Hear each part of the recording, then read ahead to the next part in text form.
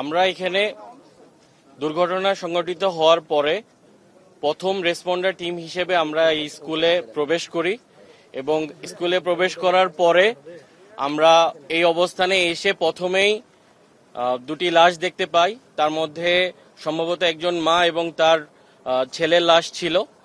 তো আমরা এই লাশটা দেখার পরে আমাদের সেনাবাহিনীর প্রত্যেকটা সদস্যের জন্য তার ইউনিফর্মটা গর্বের বিষয়।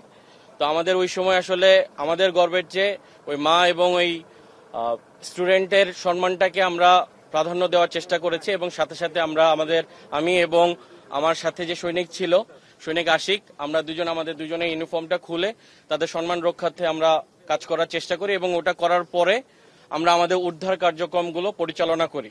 আমরা আনুমানিক 7টা থেকে 7:30 পর্যন্ত আমরা এই কাজ অব্যাহত রাখি এবং 7:30টার দিকে আমরা আমাদের উদ্ধার কার্যক্রম শেষ করে আমরা আমাদের ক্যাম্পে প্রত্যাবর্তন করি। ধন্যবাদ। কেএসআরএম শেকড় থেকে শিখরে। আপনারা মৃতর সংখ্যা নিয়ে নানা ধরনের কথা শোনা যাচ্ছে। আপনারা ব্যক্তিগতভাবে আপনাকে যদি বলি যে কয়জন মৃত মানুষকে উদ্ধার করতে পেরেছিলেন অক্ষত অবস্থায় বা আমরা এখানে কাজ করছিলাম। এক একজনের পক্ষ থেকে যে যতটুকু সম্ভব আমরা সাহায্যের হাত বাড়িয়ে দিয়ে চেষ্টা করেছি। এখন সঠিক সংখ্যাটা স্কুল কর্তৃপক্ষ এবং যারা হসপিটালে আছেন তাদের সমন্বয়ে আসলে সঠিক তথ্যটা আপনারা পেয়ে যাবেন। আসলে আমরা ওই উদ্ধার কার্যক্রমটাকেই মেইন ফোকাসে রেখে কাজ করেছি। কতজনকে আসলে নিয়ে যেতে পেরেছি বা ওই সময় আসলে আমাদের আর ওইটা কাজ করে নাই। আমরা যাদেরকে সামনে পেয়েছি তাদেরকে একটা নিরাপদ স্থানে নিয়ে যাওয়ার জন্য কাজ করেছি। আমরা এখানে আনুমানিক 2 থেকে 3 মিনিটের মধ্যে আমরা পৌঁছাই। যেহেতু আমাদের ক্যাম্পের লোকেশন আপনারা সবাই জানেন 100 থেকে 150 গজের মধ্যেই, যার কারণে আমাদের আসতে খুব বেশি সময় লাগে না। আমরা 2 থেকে 3 মিনিটের মধ্যে আমরা উপস্থিত হতে পেরেছি। ভয়াবহতা দেখলেন, আগুনের বর্ণনাটা যদি একটু বলেন। আগুনের ভয়াবহতাটা এখানে যেই এয়ারক্রাফটটা যে জায়গায় ক্র্যাশ করেছে সেই জায়গায় তো আগুনের প্রজ্বলনটা ছিল, সাথে তার সামনেই দুটি লাশ পড়েছিল। আমাদের এই স্পটে এসে আমরা প্রথমে এটাই দেখতে পাই যে আগুনটা হচ্ছে স্কুলের যে কক্ষটাতে আগুন জ্বলেছিল এবং তার সামনে দুটি লাশ। এটাই আমাদের প্রথম দৃশ্য এই স্পটে এসে।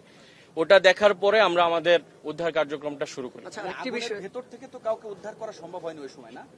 ভিতর থেকে আমরা এবং আমাদের যে সৈনিকরা আছে তারা সবাই চেষ্টা করেছে ভিতর থেকে যারা তখনও জীবিত ছিল বা আহত অবস্থায় ছিল সেই আগুন জ্বলা অবস্থায় আমরা যতটুকু পেরেছি নির্বাপন করার মাধ্যমে ভিতরে প্রবেশ করে তাদেরকে উদ্ধার করার চেষ্টা করেছি এবং অনেকাংশেই আমরা আল্লাহর রহমতে তাদেরকে উদ্ধার করতে সক্ষম হয়েছি।